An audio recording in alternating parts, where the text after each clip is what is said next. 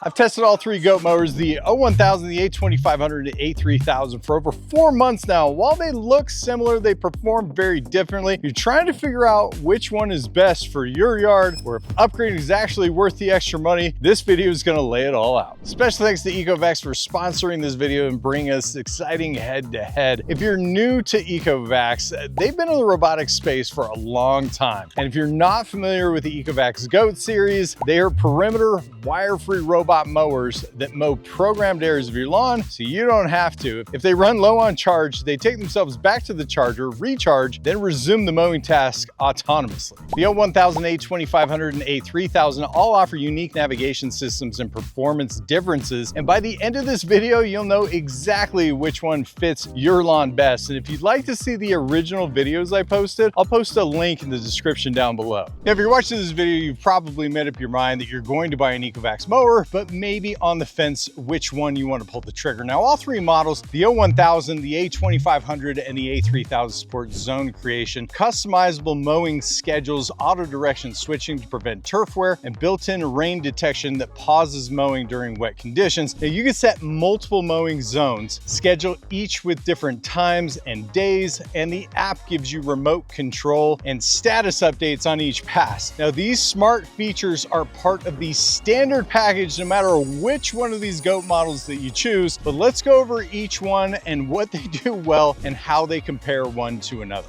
Not to mention that you can set the height of cut adjustments from the app and have different heights of cut per zone. GOAT series offers True Edge technology, so Ecovacs True Edge technology helps the robot mow right up to the edges of your lawn, something most robot mowers struggle with, and it uses a combination of the 3D TOF and AI cameras to see where the lawn ends and how to cut as close as possible without missing spots. It has 3 edge mowing modes. First is edge mowing. This is your standard perimeter pass. So the mower follows the edge of your lawn to clean up anything the regular pattern might have missed. Then we've got cross boundary mowing. So if you have a sidewalk or patio next to your lawn, the mower can roll partly over it to trim grass right to the hard edge, giving you a true blade to blade boundary cut. And lastly, mow along map boundary mode. Instead of a physical edge, the mower follows the digital map that you set in the app, trimming right along that line for a clean finish, even if it's in the middle of your yard, like between flower beds or zones. So these smart features are all part of the standard package, no matter which GOAT model that you choose. But let's go over each one and what they do well and how they compare one to another. So let's start out with the GOAT O1000. It's priced at $999 on the Ecovacs website. And for the money, it's one of the best bang for the buck robot mowers that I've tested. It uses RTK technology with a single antenna to build a virtual boundary and maintain GPS precision. Now, as far as specifications go, here's what I've learned. It's made for small to medium-sized yards and mappable or max cutting areas, 1/4 of an acre or up to 8,600 square feet. Has an 8.7-inch cutting deck with a runtime of about 65 minutes and a recharge time of around 100 minutes with a 4 ampere-hour battery. Now, heights of cut are gonna range between 1.2 inches on up to 3.2 inches, handling most grass types. It also handles slopes up to 24 degrees, comes complete with narrow path widths of 2.3 feet, and you'll also find all standard app features we mentioned above, which include virtual boundaries, scheduling, obstacle avoidance, multi-zone support, just to name a few. It's not super flashy, but it gets the job done. It's a fantastic option for the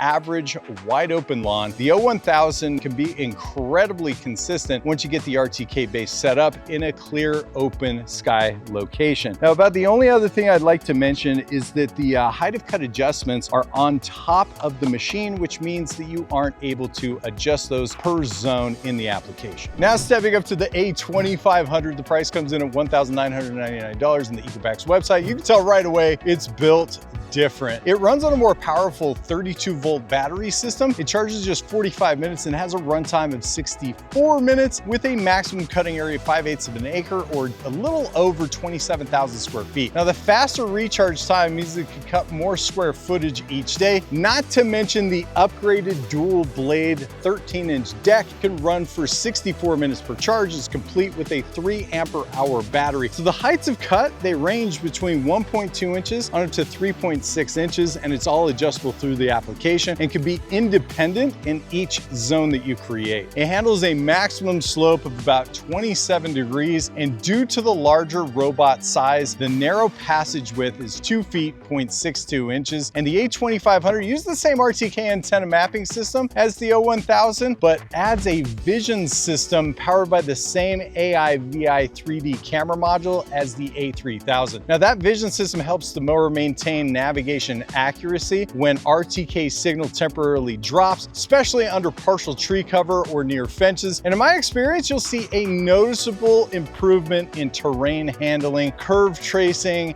and mowing precision. It just mows better. I mean, the build quality is also a step up. It's more refined, the materials are sturdier, and the deck that mirrors the A3000, which we'll talk about next. This is Ecovac's flagship robot mower, and it's priced at $3,999. And unlike the O1000 or even the A2500, it does not use RTK technology, meaning it's not dependent on an antenna. Instead, it relies on dual LiDAR, one in the front and this big one in the back, and vision-based AI navigation. So you map your lawn with the app and it learns the terrain visually. No wires, no antenna. It has the same dual blade cutting deck and 32-volt energy platform as the A2500 with a 13-inch cutting width with heights of cut that range between 1.2 inches on up to 3.6 inches, all adjustable through the app, giving it excellent cut quality and consistent coverage across zones. So the runtime comes in at about 118 minutes with a 45-minute recharge and comes with a 5 ampere-hour battery, allowing it to cut up to 6,500 square feet per charge, making it the most capable in terms of coverage per charge. And it can handle complex zones with dense trees and enclosed areas better than any mower that I've tested so far. The LiDAR gives you this feeling that the mower has a second set of eyes. It sees things RTK systems can't. That makes a difference in places where signal drop would usually be a problem. But the A3000 build is similar to the A2500, but with a LiDAR sensor integrated in the back, that one change gives a unique edge in the way it navigates in closed or unpredictable places. So LiDAR, which stands for light detection and ranging, is a remote sensing technology that uses laser light to create detailed 3D models of objects and environment. It works by emitting pulses of laser light and measuring the time it takes for the light to reflect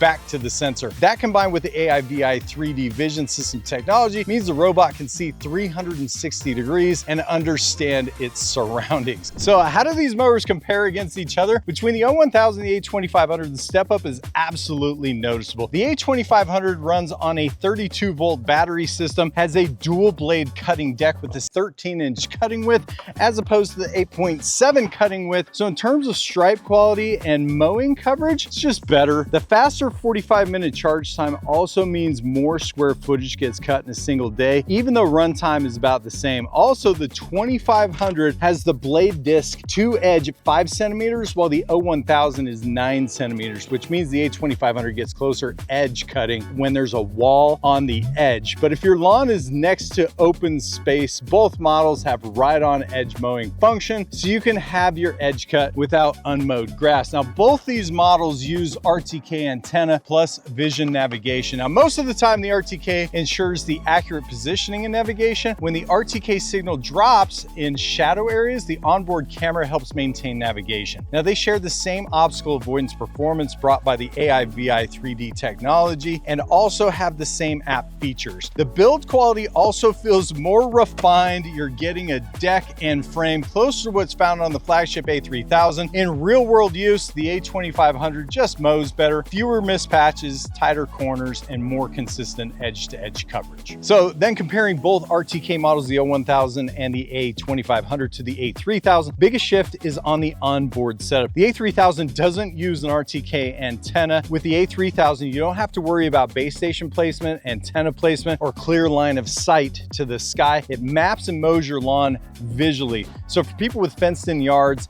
heavy tree cover, multiple zones, it's hard to beat simplicity. The technology inside the A3000 makes it feel a bit futuristic futuristic. It just knows where it's at. And the A3000, it's amazing. The LiDAR technology is next level, so it gives you a sense of confidence in the mower. The RTK doesn't. It's like I mentioned before, it's like the mower has an extra set of eyes. It's not that the mower never makes a mistake or never gets stuck. It's just noticeably more accurate. The mowing under trees or between two solid structures is just mind-blowing, especially if you've ever tried to run an RTK system in those impossible scenarios. It's also worth noting that both the A2500 and the A3000, they use the same AIVI 3D vision system with identical camera hardware. So you're not missing out on camera quality if you choose the A2500 over the A3000. However, the A3000 has that additional rear mounted LiDAR sensor, which gives it superior navigation. So which one of these mowers should you buy? The O1000, it's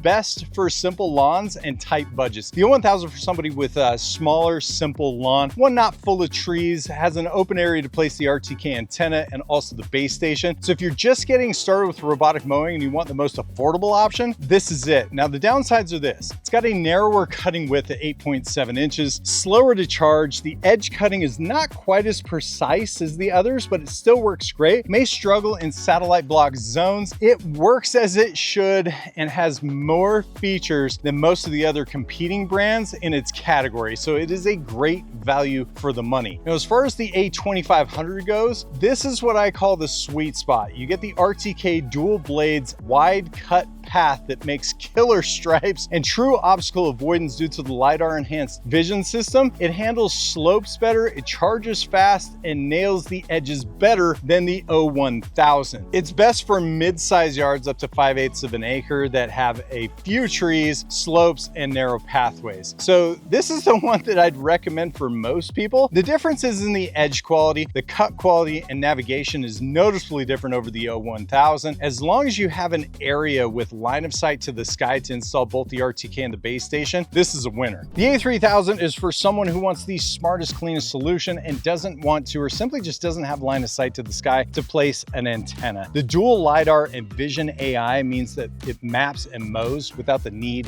for an RTK antenna. Now this is best for larger, awkwardly shaped lawns up to 3/4 of an acre, lots of trees. Flower beds are no problem to navigate for the A3000. Now as far as real insight goes, the lack of an RTK antenna means that this is a fantastic option for those of you guys out there who don't have an easy place to install a base station where RTK is necessary. The rest of the hardware and the software is the exact same as the A2500, but this thing can really go off under trees, under bushes, under soffits, places the A2500 can't. So let's make this easy. You buy the O1000 if you want something budget friendly for a small yard and you're okay with some tinkering. You buy the A2500 if you want 90% of the A3000's mowing power, but don't mind the RTK antenna. And you buy the A3000 if you have a complex lawn with limited line of sight to the sky. So for example, if you have a ton of trees, the RTK signal will prove difficult for RTK-based antenna systems. And this is where the dual LiDAR in the A3000 shines. It's far superior in these situations. Now, for me personally, I'd go for the A2500 for value or the A3000 for total automation. But at the end of the day, the A3000 is just overkill for my personal lawn, and the A2500 would be my pick. There wouldn't be the need to spend the extra money on the A3000, but I would spend the extra money on the A2500 over the O1000. The additional features, such as it being 32 volt, 13-inch dual cutting deck, means I get better cut quality and better stripes. So why not just spend the extra money to get the A3000? Well, sure, the A3000 is cool. It gives you the new tech feeling, but the A2500 does everything the A3000 does software and hardware wise, other than the rear LiDAR. And on my lawn, the RTK does just fine even under the trees that I have in the backyard. So if I had a larger, more complicated lawn loaded with trees or no way to install the RTK and base station in an open area, the techie in me would 100% pull the trigger on the A3000. The technology is just cool, but I will say the O1000 also works fantastic on my setup, even with the simpler vision technology and the 8.7-inch cutting deck. So if you don't geek out on larger stripes, having a beefier robotic mower, there's really no need to spend the extra money. Now, I've tested these mowers for over 4 months now, and I hope this video saved you time and money. As per the usual, I'll post all the links in the description of the video. In the meantime, guys, if you have any questions, comments, or concerns, hit me up down in the comments down below. You know I love to help you guys out. Until next time, guys, Pest and Lawn Jinja. We're slaying lawn.